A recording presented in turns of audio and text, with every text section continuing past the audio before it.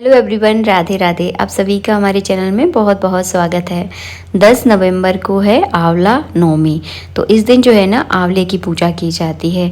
अगर आप मंदिर में जाकर पूजा कर रहे हैं तो बहुत ही सरल तरीके से आप पूजा कर सकते हैं, जैसे कि हम सारी पूजा करते हैं।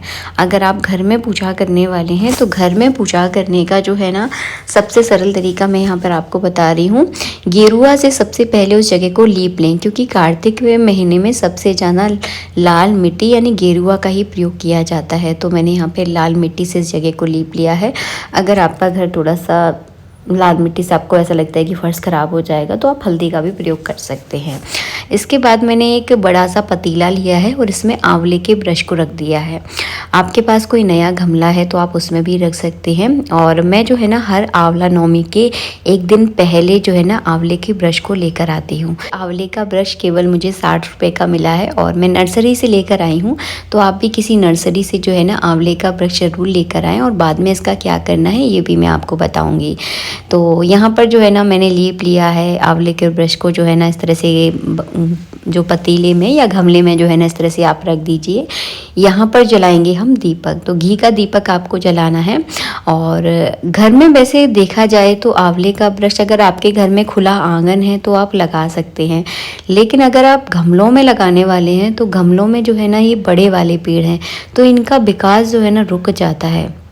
अगर आप इन्हें गमले में लगाएंगे और इनका प्रॉपर विकास नहीं हो पाएगा, और इनका अगर प्रॉपर विकास नहीं हुआ तो कहीं ना कहीं ये आपकी विकास में भी जो है ना बाधाएं उत्पन्न करते हैं। तो आपके घर में अगर आंगन है, ज़मीन है, तो आप इस पेड़ को अपने घर में ज़रूर लगाएं। लेकिन अगर आप गमले में लगाने की सोच रहे हैं तो ऐसा ना करें। इन पेड़ों को जो है ना ज़मीन में ही ज़्यादा अच्छे से इनका विकास होता है। तो आज आप लोग समझ गए होंगे मैं क्या कहना चाह रही हूँ आप लोगों से।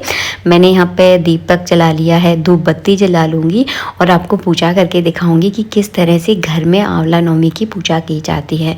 जो लोग कार्तिक के महीने में स्नान कर रहे हैं, कार्तिक के पूरे महीने की पूजा कर रहे हैं, उनको ये पूजा अनिवार्य रूप से करना चाहिए। और जो लोग नहीं कर रहे हैं वो भी कर सकते हैं, लेकिन जो कार्तिक स्नान करते हैं उनको आंवला नवमी की पूजा ज़रूर करनी चाहिए।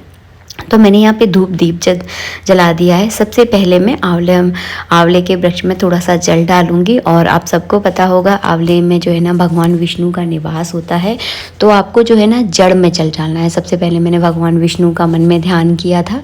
इसके बाद उनकी जड़, जो आंवले की वृक्ष की जड़ होती है ना, उसमें थोड़ा सा मैं जल डालूंगी क्योंकि हमारा पौधा ज़्यादा बड़ा नहीं है। इसके बाद दूध डालना बहुत ज़रूरी होता है आंवले की जड़ के नीचे। तो यहाँ पर मैंने थोड़ा सा दूध डाल दिया है। कच्चे दूध का आपको प्रयोग करना है। इसके बाद थोड़ा सा मैंने शुद्ध जल डाला है। इसके बाद आपको कच्चा सूत लेना है। अगर आपके पास कच्चा सूत नहीं है तो आप यहाँ पे कलावा भी ले सकते हैं और 5-7 बार आपको इस तरह से लपेटना है, जैसे कि मैंने इस वीडियो में आपको लपेट कर दिखाया है। इसके बाद आपको जनेऊ चढ़ाना है, चंदन चढ़ाना है, चावल लगा देने हैं। अगर आपके पास तिली है तो आप तिली भी लगा सकते हैं, क्योंकि कार्तिक के महीने में तिली ज़रूर लगाई जाती है, तिली ज़रूर चढ़ाई जाती है।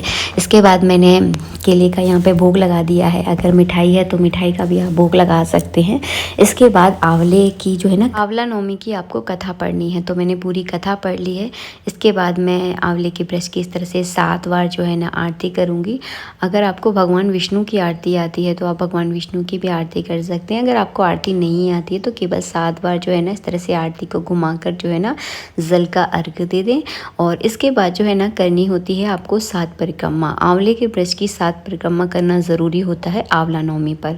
तो हम जो है ना यहाँ पे इस तरह से 7 परिक्रमा करेंगे। और ये परिक्रमा जो है ना मुंह बंद करके नहीं करना है, मतलब आपको कुछ ना कुछ भजन गाना होता है। तो आप कोई भी जो भगवान विष्णु का आपको कोई भी भजन आता हो, कान्हा जी का कोई भजन आता हो, तो वो कान्हा जी का भजन गाते गाते जो है ना आपको इस तरह से 7 परिक्रमा करनी है। उसके बाद हाथ जोड़कर प्रार्थना करनी है।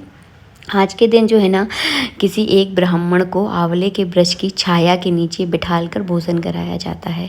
तो अगर ब्राह्मण अगर आप बुला सकते हैं तो बहुत अच्छी बात है, सोने पे सुहागा है। अगर नहीं बुला पा रहे हैं तो कोशिश करें कि आंवले की छाया के नीचे यानी आंवले के ब्रश के नीचे बैठकर आप कुछ ना कुछ आज के दिन ज़रूर खाएं।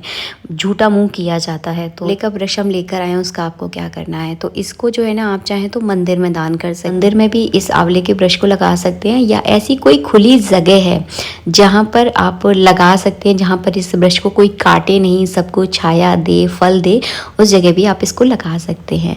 तो मैं भी जो है ना इसे एक खुले एरिया में लगा रही हूँ, आप लोगों के साथ शेयर कर रही हूँ। आप लोगों बोलोगे दीदी आपने चप्पल वगैरह पहन रखी है, वो इसीलिए पहन रखी है क्योंकि यहाँ थोड़े कांटे वगैरह थे, वो थोड़ी दिक्कत हो रही थी चलने में, इस वजह से। तो हम जो है ना इस ब्रश को इस तरह से खुले आसमान में लगा देंगे, और ये सबसे बड़ा पुण्य है। वृक्ष लगाना मतलब एक प्राण देना किसी को, तो ये सबसे बड़ी पुण्य वाली बात होती है। हो सके तो इसे गमले में ना लगाएं, क्योंकि गमले में अगर लगाएंगे तो इसकी बहुत ज़्यादा आपको केयर करनी पड़ेगी, तब जाकर जो है ना इसका इतना विकास हो पाएगा। अगर आप इसे खुली जगह पे लगाएंगे तो ये बहुत अच्छे से ग्रो करेगा, बहुत फल देगा और बहुत बहुत बड़ा विशाल हो जाएगा।